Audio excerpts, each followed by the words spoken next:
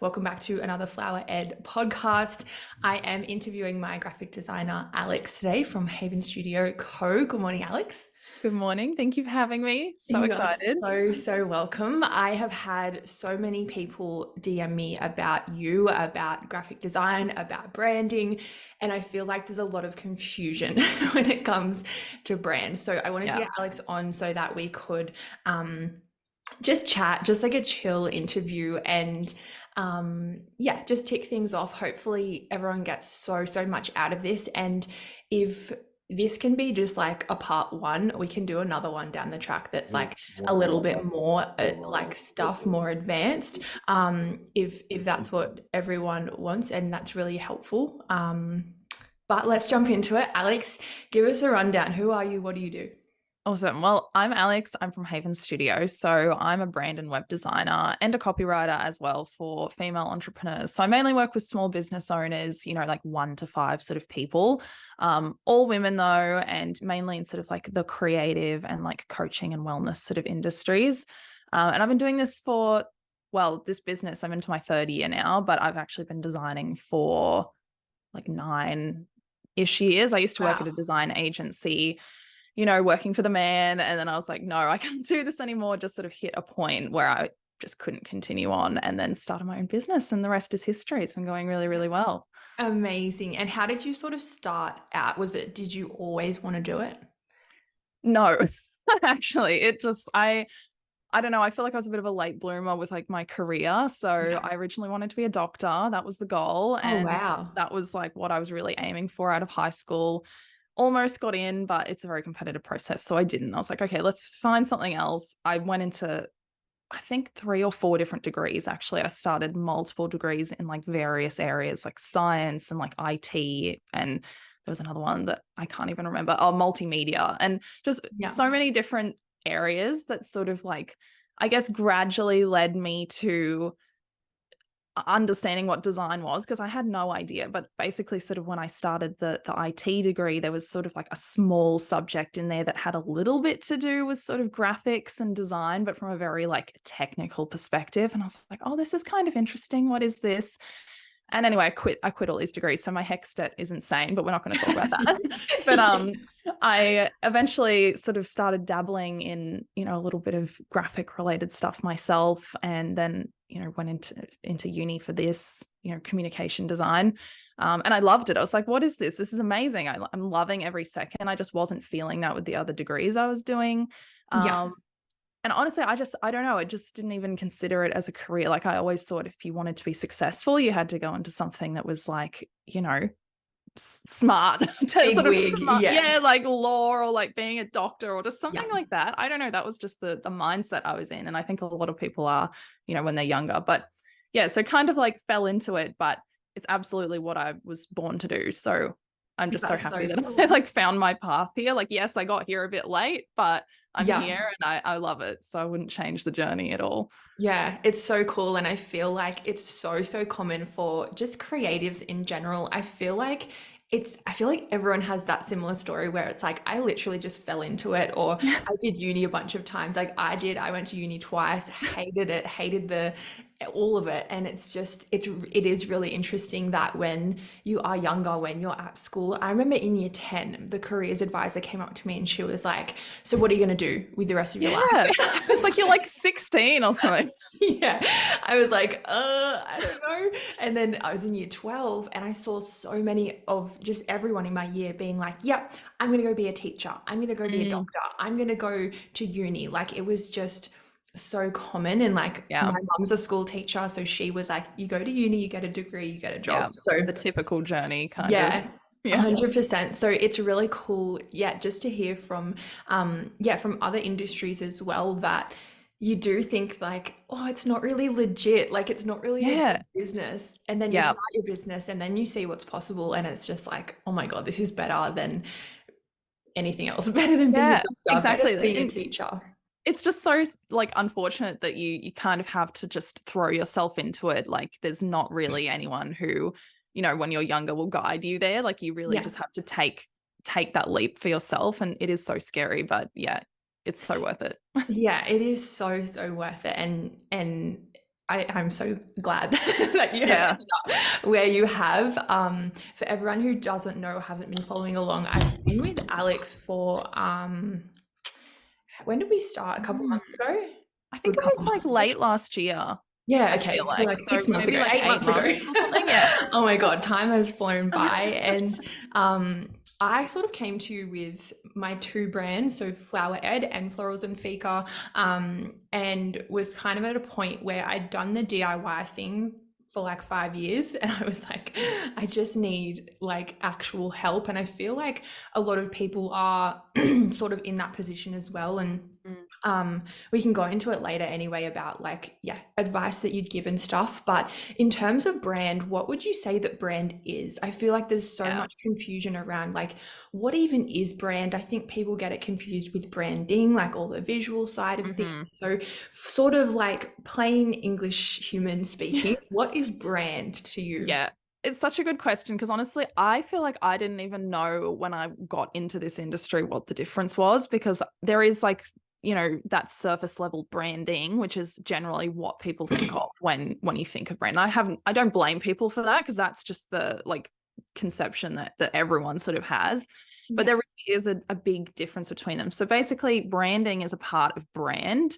Brand is like the full umbrella, basically. So brand, like to me, is like the experience and the emotion and the feeling that's associated with a business. So when you experience a business, like any business, you're experiencing the brand. So it goes well beyond like what you actually see. It's, what you see, what you feel, what you hear, what you touch, how you communicate. Like it's so many different facets. But that's something that I think needs to be worked on first before you sort of look at the branding, because the branding is the visual like perception of that brand, if that makes sense. So Yeah. like, I think a good example that is like really easy because everyone knows it is Apple. So, when you think of the Apple branding, you think, oh yeah, it's like white, it's silver, it's clean, it's got the little Apple logo. Like we all sort of know what Apple looks like as a brand.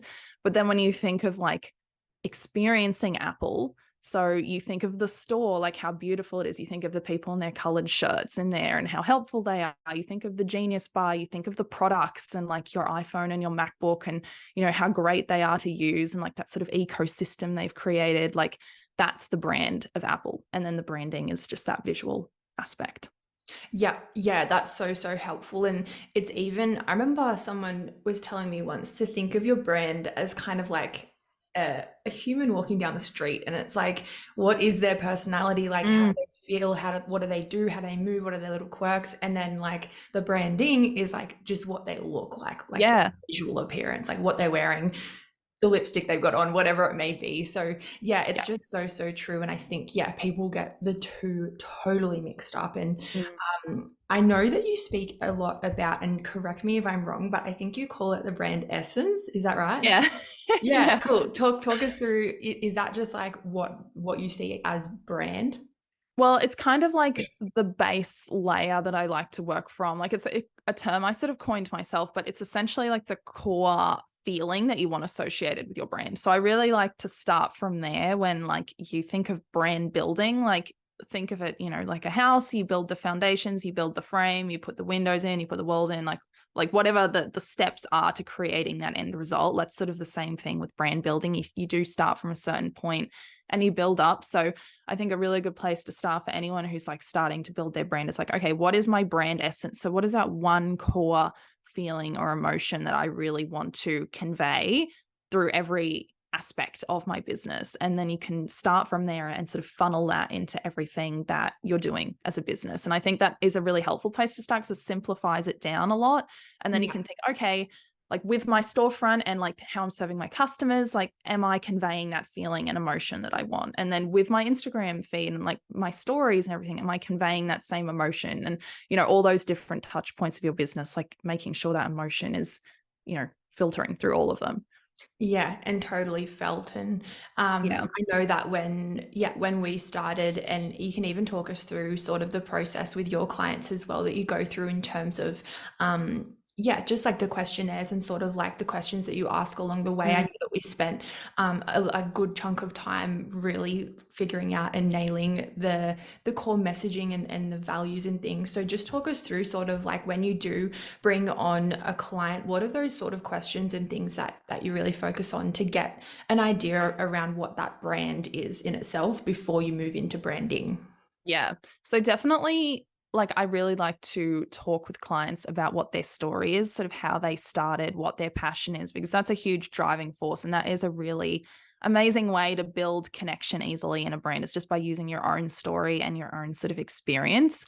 Because something that I really like to do is humanize brands, basically. Like people connect with people, so the more human you can make your brand, the better your audience is going to connect with it.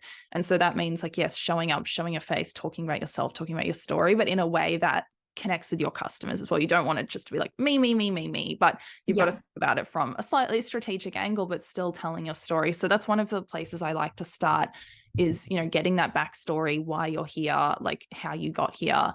And then that overall big vision where you want the business to go. That's such an important part of it as well, because if we're designing a brand, it needs to work for where you are right now in your business, but also for the next 3 to 5 years, it needs to help you build. Like, it can't restrict you. So really taking that into consideration. And then, of course, just sort of what you want to be known for. So when someone thinks of Flower.ED, for example, when someone thinks of florals and fika, like, what do you want them to think of immediately, and that association you want them to make, and then bringing that into the branding too. And then, you know, that's sort of initial like brand building questions. But then when it comes to like your audience, for example, that's such a huge part of it too, because we need to make sure that we're bringing the right eyeballs in, we're getting the right people to look at our business, like the people that we actually can help and the people whose lives we can change. We want them to look at our business. So we need to know who they are. And that doesn't just mean going, oh, okay, how old are they and where do they live and how much do they make? Like, that's surface level kind of Yeah. stuff when it comes to like figuring out Ideal your audience. clients. Yeah. Yeah, like, it's helpful, but I think the more helpful way to go about it, and how I like to do it with my clients, is, okay, like, where are they right now? Like, what is the transformation? You know, so how are they feeling at the moment? What are they struggling with? What might their challenges be? Like, really tapping into that emotional side of it. And then how are they going to feel after, you know, we work together, or after I help them, or after they buy my product? And what is that sort of gap in between, and how can we bridge that gap? But yeah, really coming at it from like an emotional perspective, I think, is the most helpful part here, because that's how you, Yeah. again, you connect with people. You don't connect with like Sarah, who's 25 and she lives in Sydney. Like, you connect with Yeah. Sarah, like the human, and her personality and what drives her.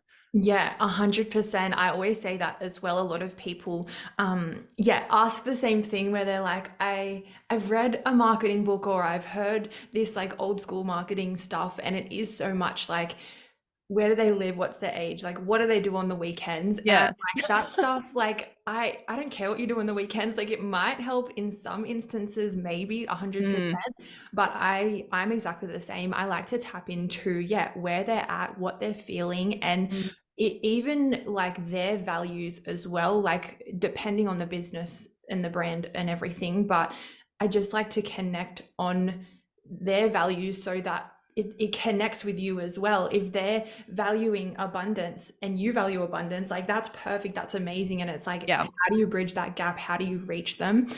And yeah, that's when brand comes into play, which is really cool.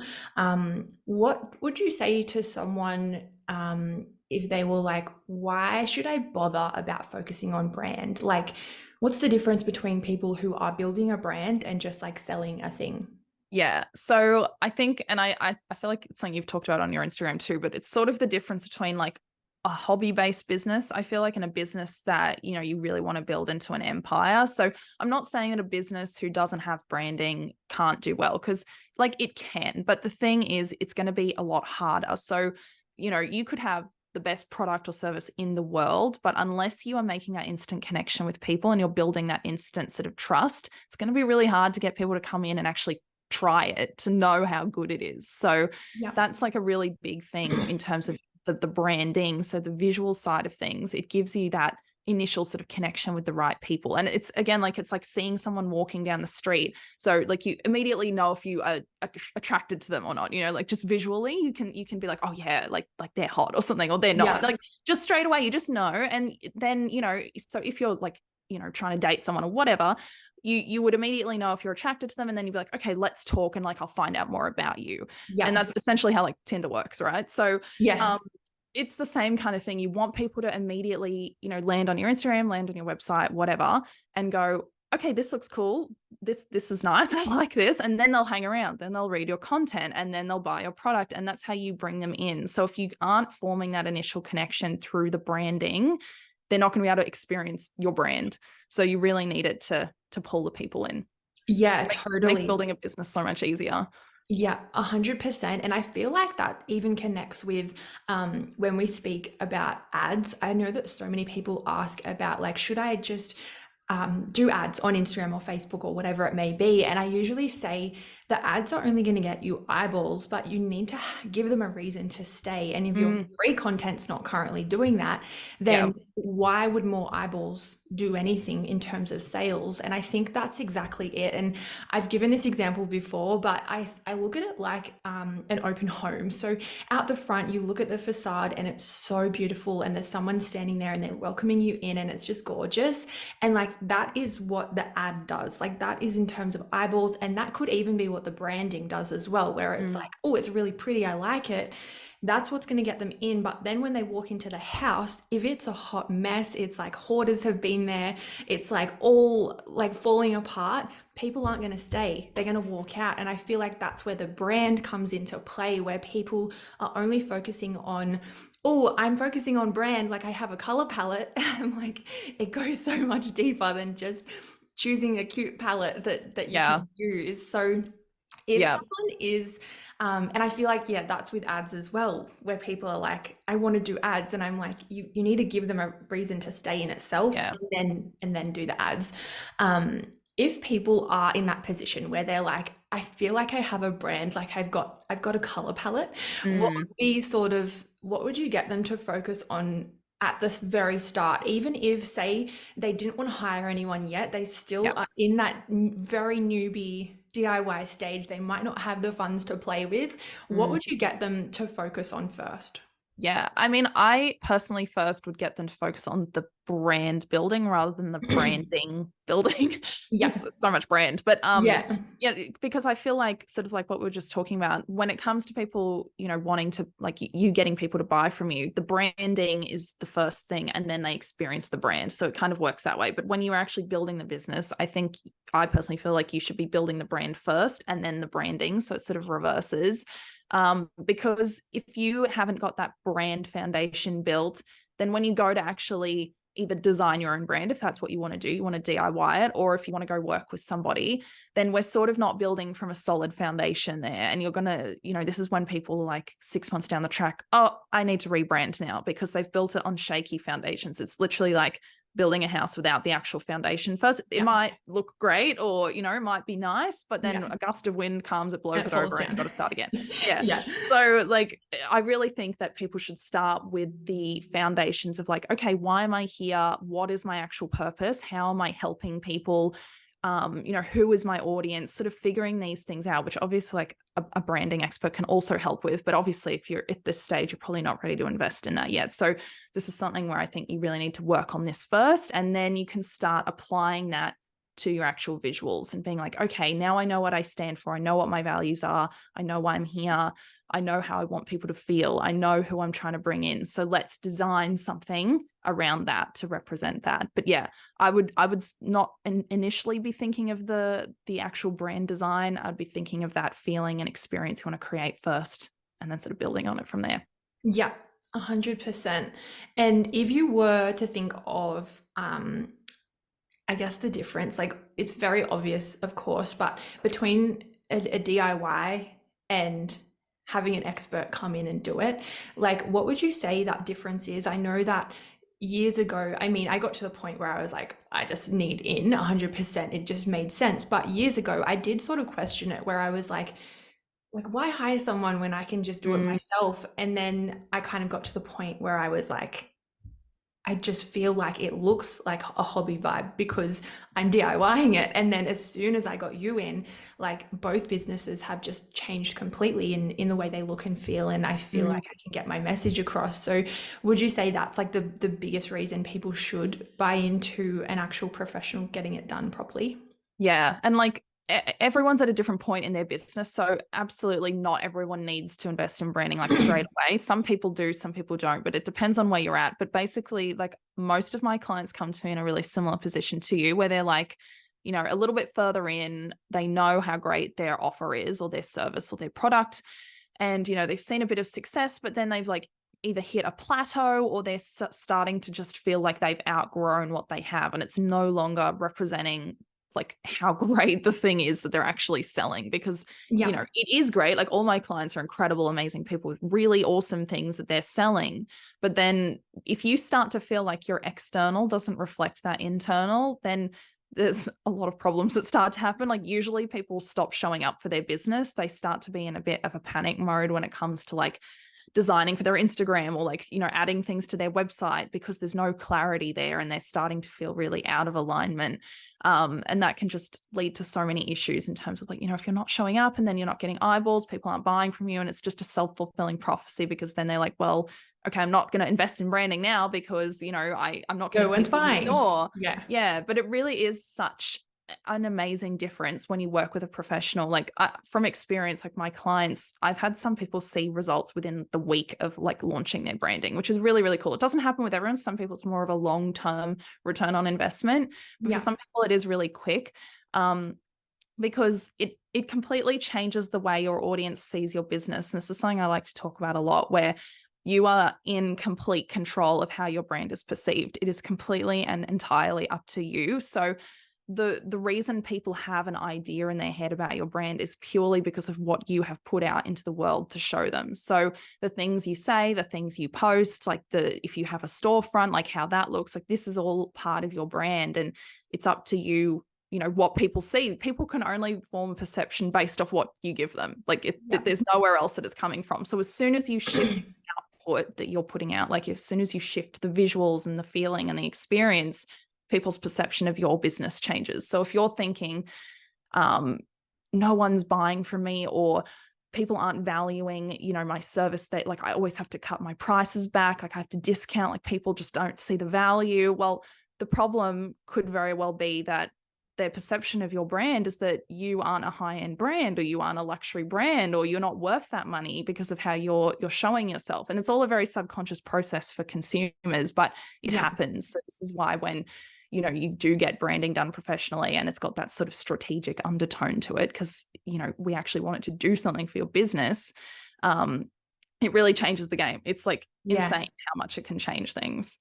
Yeah, 100%. And it is so sad when someone does have such a good product or service, or just them in themselves, like they're so knowledgeable or so skillful, and then it's just that disconnect, right, between, yeah, what they actually can offer, what the thing actually is. And I say that all the time. I'm like, you could be the best florist in the whole world. You could have the most insane flowers and designs. But if people can't see that and feel that and connect and have that sense of trust, then Mm, why are they going to buy? And yeah. that's literally the whole thing that it comes down to. It's that perception and that expectation. And I find a lot, and I'm not sure if you experience this with other clients as well in other industries, but a lot of people do have that thing where they're like, oh, I want people to spend more. Like I want to reach bigger budgets, especially in like the wedding flower world. A lot of people do start with the elopements, the 1, 2, 3,000, and they're like, how do I hit that 10, 12, 15, 20K mark? And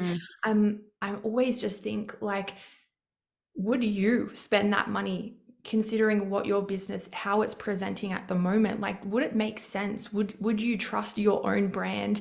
Would someone actually want to come and give you $15,000 for flowers, mm. considering the way that you're currently presenting, even if you're the best florist in the world? So do you experience that with other clients as well? I'm not sure. I know you've got different industries going on, but where they're like, oh, I just want to tap into either a higher budget range or maybe just a different client as well.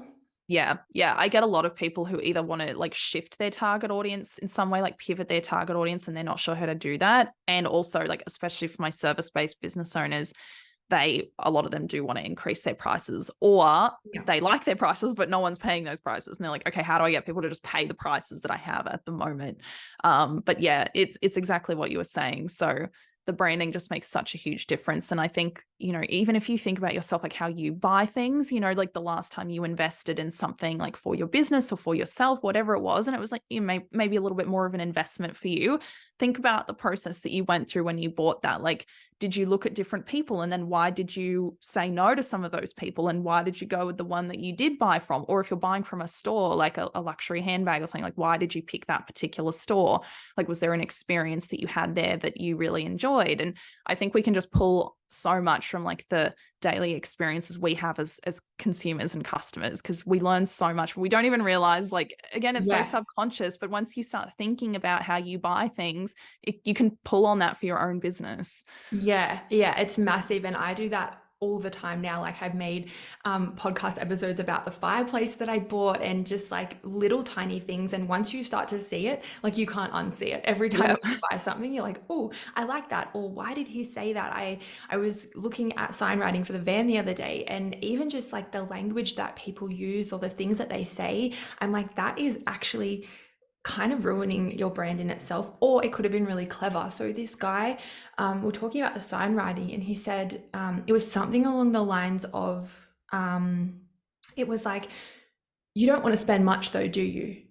Or something like that. And I was like, That's a why would nice he say that? thing to Like, say to you. firstly, why would you expect that from me? But secondly, like you've just downplayed so much. Like it kind of makes me not Mm, want to spend money. Whereas if yeah. you're like just talking me into the higher end, I would have spent whatever. I could have spent thousands and thousands and thousands. But if you're like, oh, you don't really want to spend that much, it puts a cap on it, puts that limit. Mm, It's just so interesting the way people sell and move and behave within in that selling process, in the buying process. It is so cool when you look at yourself as a consumer and just see what you like and start implementing that, and see what you don't like and just take note and stop that as well, because it's all adding up towards your brand, and it's gonna impact whether people buy or not as well, which is yeah, it's just massive. And I give this example of, if you were to go and buy either like a house or a new car, like imagine if you walked into Porsche or something. Let's say you love the product, like let's say you love a Porsche, you really want a Porsche, but say you walk in and they're they're dressed in like trackies, and someone's there smoking, and there's mess everywhere, there's grease all on the floor, there's dust all over the car. Like, would you feel that trust to hand over hundreds of thousands of dollars, even if you're obsessed with the product? Probably yeah. not, right? And I feel like that's where brand and branding comes into play so much, because it's just that expectation, it's that perception. And I think like Instagram for me for so many years has been that perception builder, where it is like my storefront, because I don't have an active storefront. I have people who that is the only thing that they really look at before they hit Mm, the website, before they inquire. So even thinking about that customer journey, like that Instagram has to be my shop front. Like it has to give that perception of, oh, I really want to pay her $15,000 for flowers. And if it doesn't have that, it's going to make sense that people with a lower budget are going to come along, or people aren't going to buy. And I feel like so many people are in the same boat, where they're like, I have a really good product, I'm such a good floral designer, but like, why aren't people buying? And I'd say a lot of it does come back to that perception, that expectation, which, yeah, that's where brand comes into play, right? yeah, exactly. You hit the nail on the head. Yeah. If you were to say like something that people just fuck up, like you just you see people who are trying to do brand, and you're like, oh, like I just see it happen over and over again, and it's just hurting your brand so much. What would you say that is? Or you can pull on a few things. Yeah. I mean, there's a couple of things. I think one of them is something that we chatted about together during like our design process for both of your businesses, but basically like designing or like just creating your branding like to look like the rest of your competitors, because like to Yeah. be honest, like every niche does have kind of a bit of a look and feel that a lot of people use, especially Mhm. when they haven't gone the professional route. Like everything starts to look a bit same. Like I see it in all of my clients' industries, like even though they're all different, just a lot of the businesses look the same, whether it's the colors or the fonts they use or just the way they present themselves on Instagram.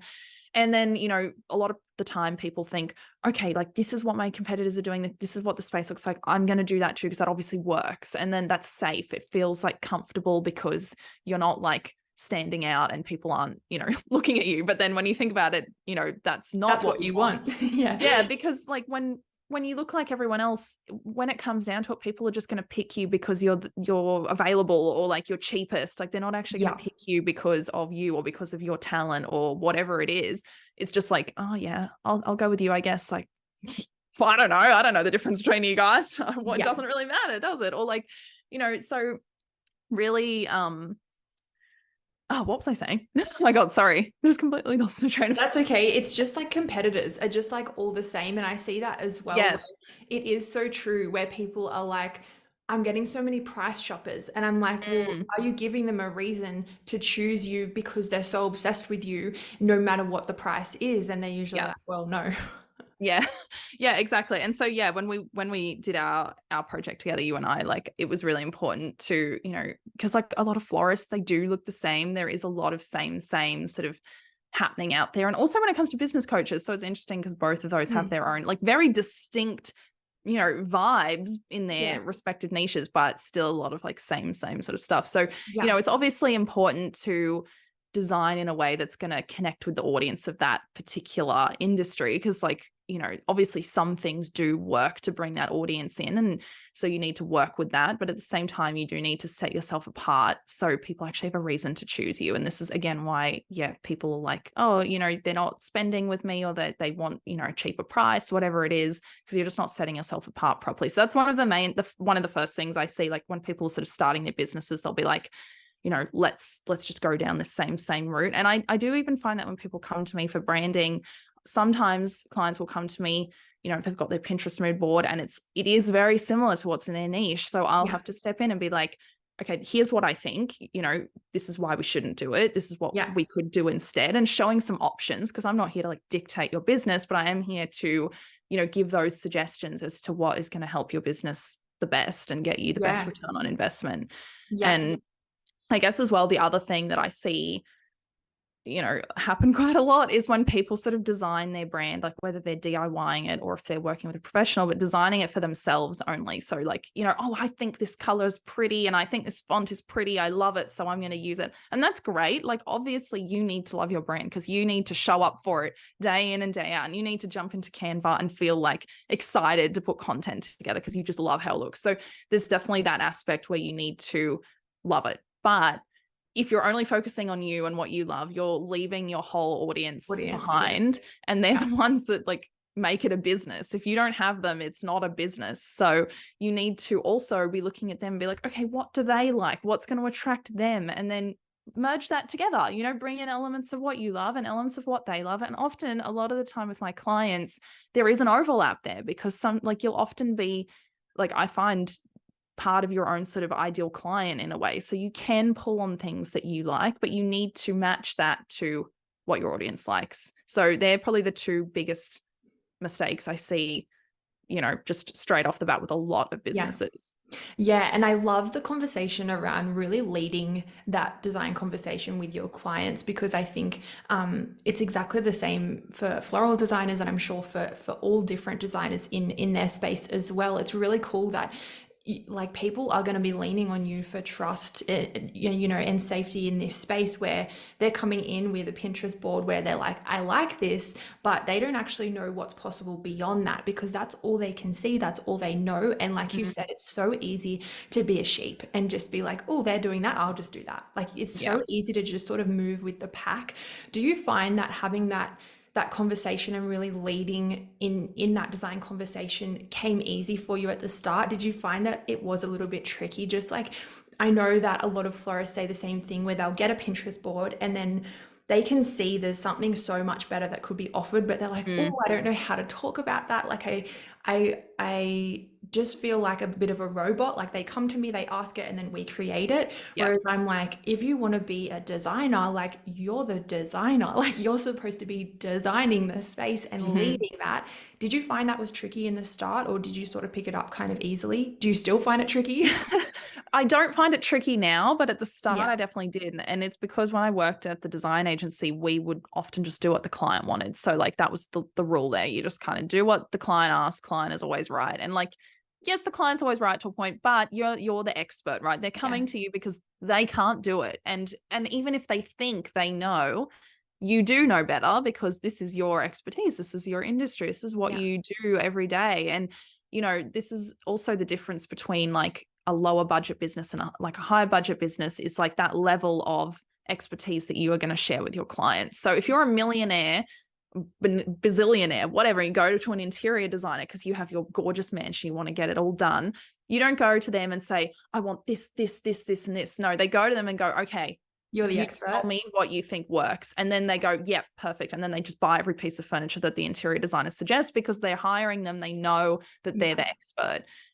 So you really need to, I think if you want to continue or start getting those higher budget clients and like actually getting good results, like that you can put on your Instagram and you're really, really proud of, then you need to start to speak up a bit. And that doesn't mean you have to do it in like a way that is harsh or rude or anything, but like often when I do this with my clients and say, no, look, I think there's a better way. Here's what I think. Explain it, give your reasons rather than just saying, this is what we should do. Like people don't like that. But if you tell them your reasons, you explain it, people will be like, oh, wow, I didn't even think of that. That's really cool. Thank you. Yeah. So if you don't tell them and you don't try, like you're never going to know what their response is. And sometimes people aren't going to want to do your option, and that is okay. Like everyone's different, but the most you can do is at least put your expertise out there and tell them what you think and the Yeah. reasons behind it.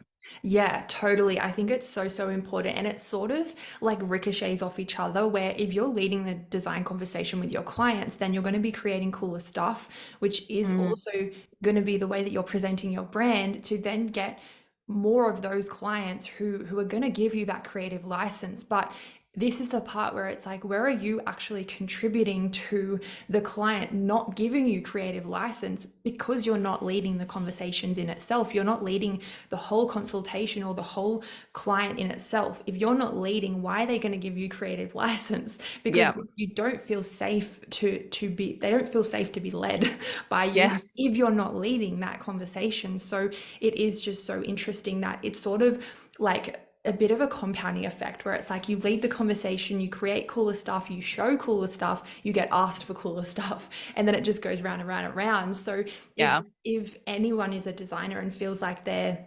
not getting creative license, even just question like, where are you not leading the consultation, the client in itself? It shouldn't be Mm, that the client's coming and then you're just creating, like you are a robot where it's just like, here's the brief, they give you it and then you create it. yeah. Instead it's like, how can you start to actually really step into that leadership role? And even with branding in itself, and I remember when we were looking at all of the competitors for Florals and Fika, and even Flower.ED as well, which was really interesting. But especially for Florals and Fika, it was actually really hard to find competitors that had any sort of branding or brand Yeah. at all, because I think so many people think that the flowers are their brand. They're Yeah. like, my brand is my style of work, and I'm like, Yeah. no, it has to have a core. Like it's got to have that deeper values and messaging behind it, and Yeah. then that it's just a part of your brand, your style of work. So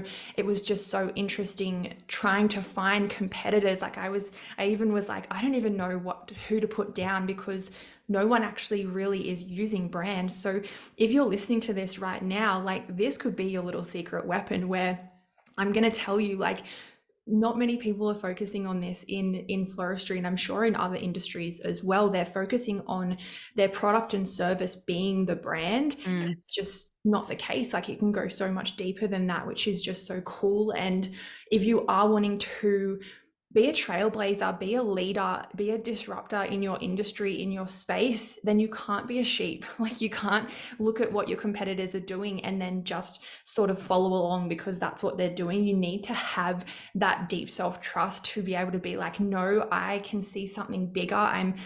You guys are designers in yourselves. Like you've got a big, beautiful, creative brain. Like be able to lead and step forward apart from the pack. Like if everyone's going right, you go left and go and create your cool thing, even if you don't have the evidence that it's going to work or it's going to land necessarily. It is, if you put in that self-trust and the effort and just keep pushing it with the passion that you have. Because if you're just a sheep, and this even goes for content as well, where it's like, oh, she spoke about pricing, now I'm going to speak about pricing. She spoke about repurposing, I'm going to speak about repurposing. Like every time you do that, you're losing your own power and your own voice. So it is just really interesting how all of these parts sort of play together.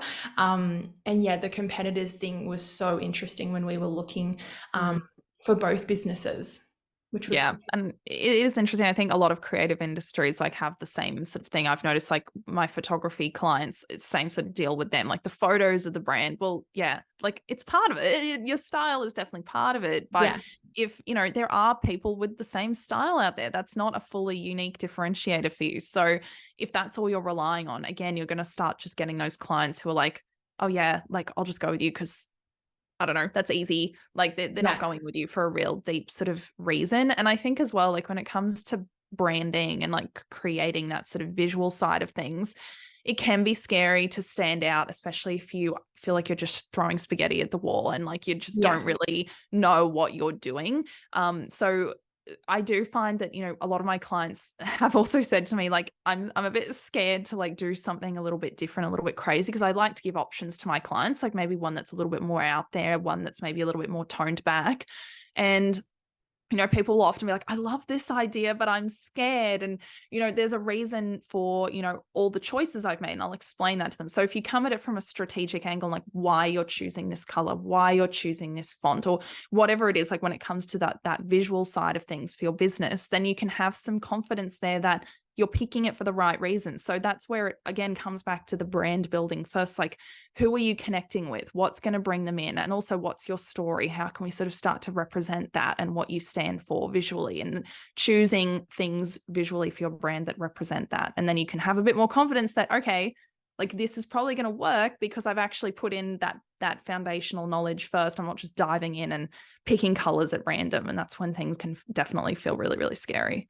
Yeah, definitely. And I think that's even a thing in hiring an expert. I know that having you in my corner is so cool because it's opening up so much more than if I was doing it on my own. Like I wouldn't be doing so many extra things that I can now do because I have you in my corner. And it's just that safety, I think. And it's the same if you've got any sort of mentor in any sort of field. Like Alex, for me, is my mentor when it comes to branding and graphic design, which is so, so cool because it means that if I do feel a moment of like, oh, is this the right decision? Does this make sense for my brand? Am I making a mistake? Like I have the expert in my corner who also knows both of my brands like inside and out, and I've been with for a really long time, which is important as well. I think when people go to choose mentors, it's so easy to sort of flick between all these different ones because you're trying to get something different from everyone. And while that can potentially work, like you might get different things from different people, and it's not to say you can't have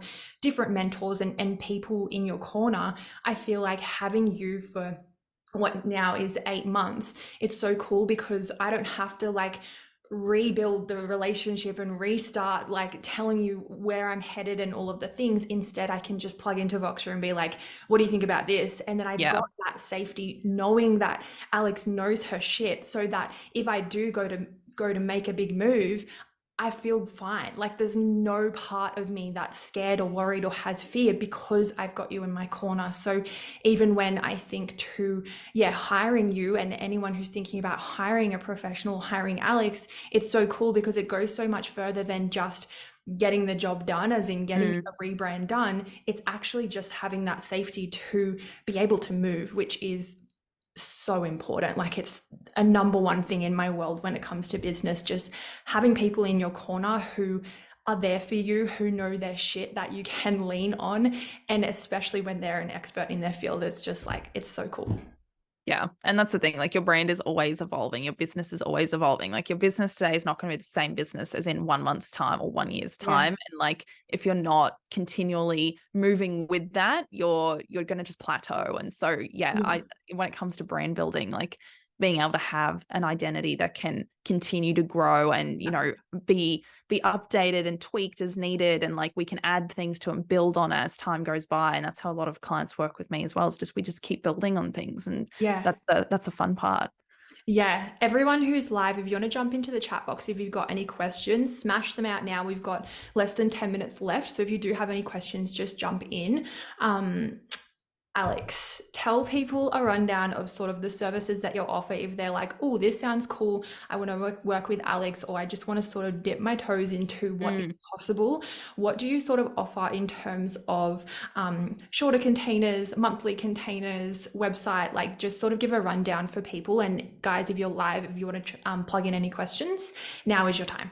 Yeah. So basically, if you want to start out small, I have like a little mini course. It's a 5-part mini course, and it basically dives into the brand building aspect of things. It's $47 at the moment, so I'll give you the link later if you want to put it somewhere. But Yeah. I think it's a really good place to start. So whether or not you want to work with a professional or you just want to DIY it, it dives into that foundational strategy stuff. So like your why, your competitors, your audience, your values, like all the things that go into actually building the brand before you do the branding. I think that's such an important place to start. So that's like my sort of entry level thing that you can jump in if you're interested in like learning a bit more about building a brand.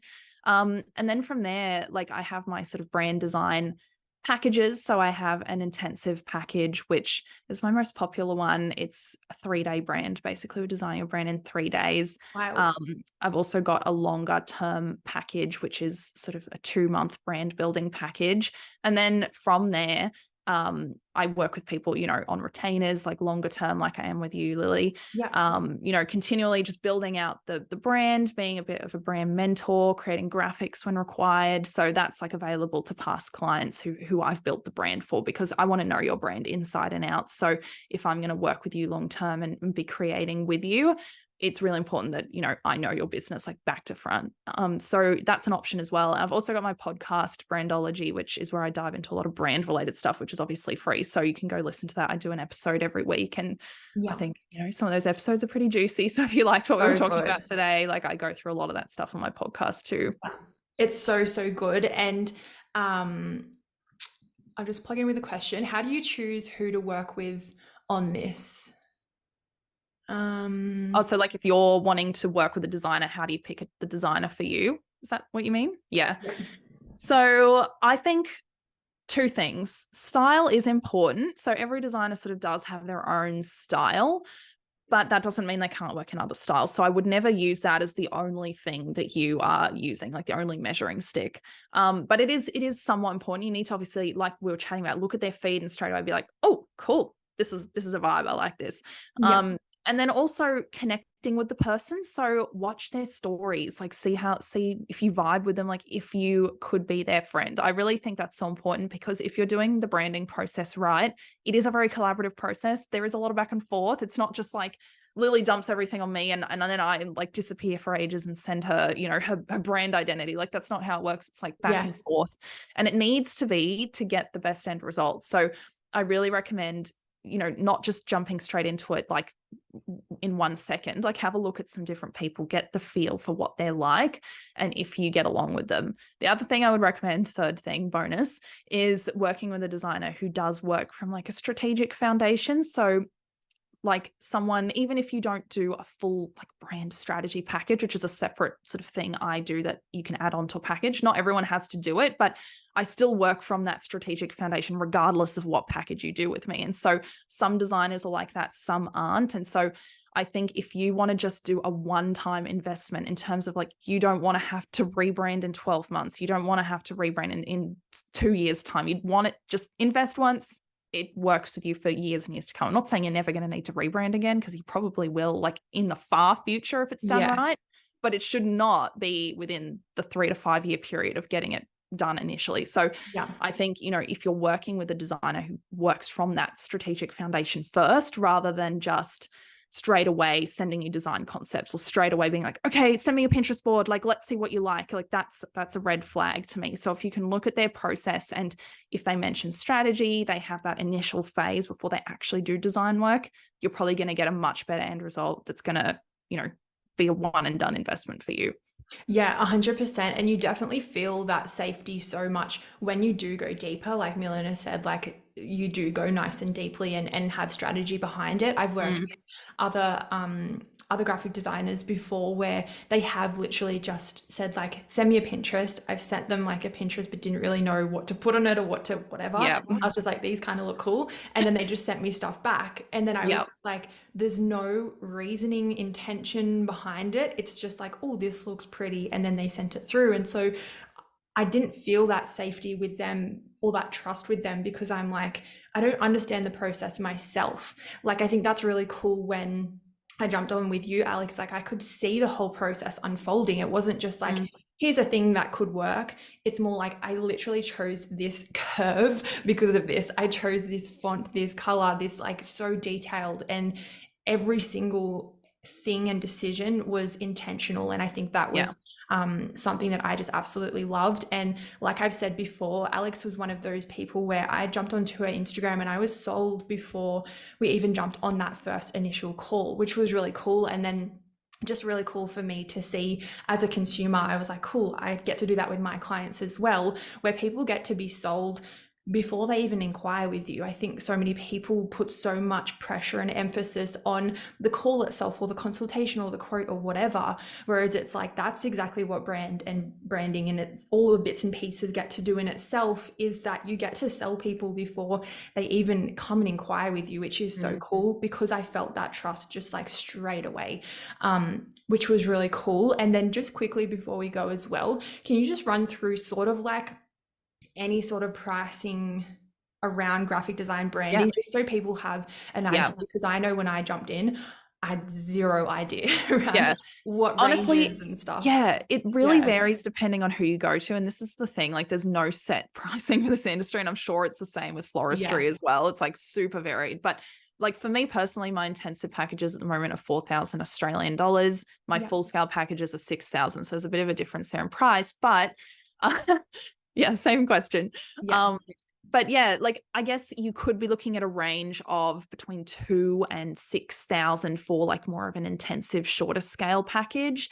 And this is Australian dollars, by the way. And then if you're looking at like a longer term, sort of more like juicy strategic package, you probably would be looking between the $5,000 to $10,000 mark. So that's sort of the range. And I definitely would recommend, looking at some pricing guides as well. Usually designers have some form of pricing guide, but just keeping in mind that like if you're choosing the right person and you're going about this the right way, yes, it can be expensive, but again, it's that one-off investment that's going to keep working for you for years and years to come. So just trying to think of it that way rather than like, oh my God, this is such a big investment. And, you're not going to need to do it again anytime soon. It's that one-off thing. It's done right. It's working for your brand. It's helping you build that business and getting you results. And that's really the end goal. Is like, I want my clients to see actual tangible results from doing this branding. It's not just a pretty thing. Like, yes, we want it to be pretty, but I actually want you to see return on investment.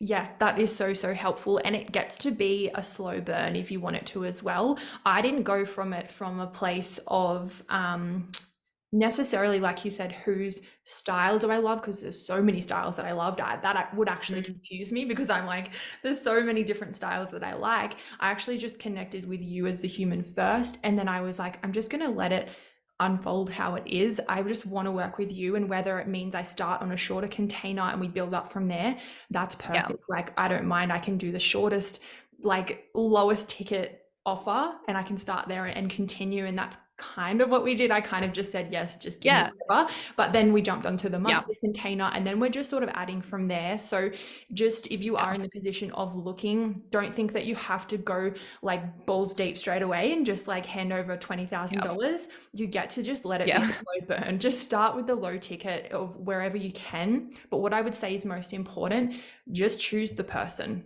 Like, don't focus on the pricing. Don't necessarily focus on solely the style of their work. Just focus on the person, because that's what you guys always ask for your clients as well. You want people to choose you, and then the pricing, the product, the service comes next. So that's really cool. All right, how can people find you, Alex? Yeah, so you can find me on my Instagram at Haven Studio Co. I also have my website, havenstudio.com.au, but my Instagram is where it's at. I'm on there every day posting a lot. So yeah, you can come join me there. Perfect. And then you've got Brandology, the Yes, I've podcast. got Brandology. Yes, the podcast. It's anywhere you find your podcast. And then the Yeah. Instagram for that is at Brandology Pod. Amazing. Thank you so much, Alex, for coming on. Thank you for everyone who's come on live. I hope that you learnt so much. And I'm sure we can do another one of these down the track if people have extra questions and extra bits and pieces, or even a Facebook Live within the community as well. So if you're not already, jump over to the Flower.ED Facebook Collective. That's where all the good stuff happens. Thank you, Alex. I'll chat to you soon. Thanks so much for having me. Bye. Bye, guys.